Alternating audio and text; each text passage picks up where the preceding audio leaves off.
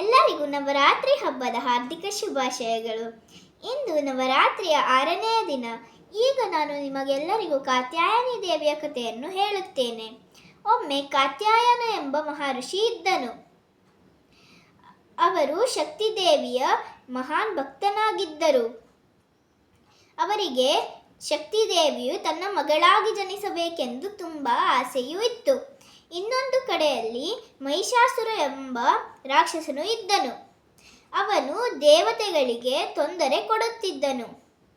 ಮಹಿಷಾಸುರನು ರಂಭ ಹಾಗೂ ಮಹಿಷಿಯ ಮಗನಾಗಿದ್ದನು. ಇದರಿಂದ ಅವನು ಅರ್ಧ ರಾಕ್ಷಸ ಹಾಗೂ ಅರ್ಧ ಮಹಿಷನಾಗಿದ್ದನು. ದೇವತೆಗಳು ಶಕ್ತಿದೇವಿಗೆ ಅವರನ್ನು ಕಾಪಾಡಿ ಎಂದು ಬೇಡಿಕೊಂಡರು. ದೇವತೆಗಳ ಪ್ರಾರ್ಥನೆಯನ್ನು ಕೇಳಿದ ಶಕ್ತಿದೇವಿಯು ಭೂಮಿಗೆ ಬಂದು ಮಹರ್ಷಿ ಕಾತ್ಯಾಯನ ಮಗಳಾಗಿ ಜನಿಸಿದಳು. ಕಾತ್ಯಾಯನ ಮಗಳಾಗಿದ್ದ ಶಕ್ತಿದೇವಿಗೆ ಕಾತ್ಯಾಯನಿ ಎಂಬ ಹೆಸರು ಬಂತು. ಒಮ್ಮೆ ಮಹಿಷಾಸುರನ ಸೇವಕರು ಚಂಡ ಹಾಗೂ ಮುಂಡ ಕಾತ್ಯಾಯನನ್ನು ನೋಡಿದಾಗ ಮಹಿಷಾಸುರನ ಹಾಗೂ ಕಾತ್ಯಾಯನಿಯು ಒಳ್ಳೆಯ ಜೋಡಿಯಾಗಬಹುದೆಂದು ಆಲೋಚಿಸಿ ಅವರು ಮಹಿಷಾಸುರನಿಗೆ ಹೇಳಲು ಹೋದರು.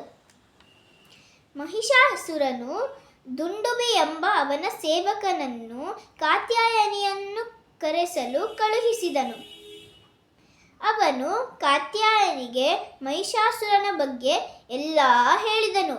ಆದರೆ ಕಾತ್ಯಾಯನಿಯು ನನ್ನ ಜೊತೆ ಯುದ್ಧದಲ್ಲಿ ಗೆಲ್ಲುವವರು ಮಾತ್ರ ನನ್ನ ಜೊತೆಯಲ್ಲಿ ಮದುವೆಯಾಗಬಹುದು ಎಂದು ಹೇಳಿದಳು. ದುಂದುಬಿ ಇದೇ ವಿಷಯವನ್ನು ಮಹಿಷಾಸುರನಿಗೆ ಹೇಳಿದನು. ಮಹಿಷಾಸುರನ ಜೊತೆಯಲ್ಲಿ ತುಂಬ ರಾಕ್ಷಸರು ಬಂದಿದ್ದವು. ಕಾತ್ಯಾಯನಿಯು ಎಲ್ಲ ರಾಕ್ಷಸರನ್ನು ಕೊಂದಳು.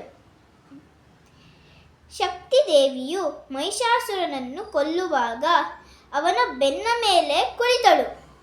ಮಹಿಷಾಸುರನಿಗೆ ಅವಳಿಗೆ ಇಳಿಸಲು ತುಂಬ ಕಷ್ಟವಾಯಿತು. ಹೀಗೆ ಯುದ್ಧದಲ್ಲಿ ಕಾತ್ಯಾಯನಿ ದೇವಿಯು ಅವನ ಕುತ್ತಿಗೆಯನ್ನು ಹಿಡಿದು ತ್ರಿಶೂಲದಲ್ಲಿ ಮಹಿಷಾಸುರನಿಗೆ ಕೊಂದು ಬಿಟ್ಟಳು.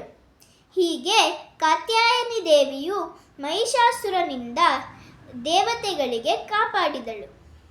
ನವರಾತ್ರಿಯ 6ನೇ ದಿನ ನಾವು ಬೂದು ಬಣ್ಣದ ವಸ್ತ್ರವನ್ನು ಧರಿಸಿರುವ ಕಾತ್ಯಾಯನಿ ದೇವಿಗೆ ಪೂಜಿಸುತ್ತೇವೆ.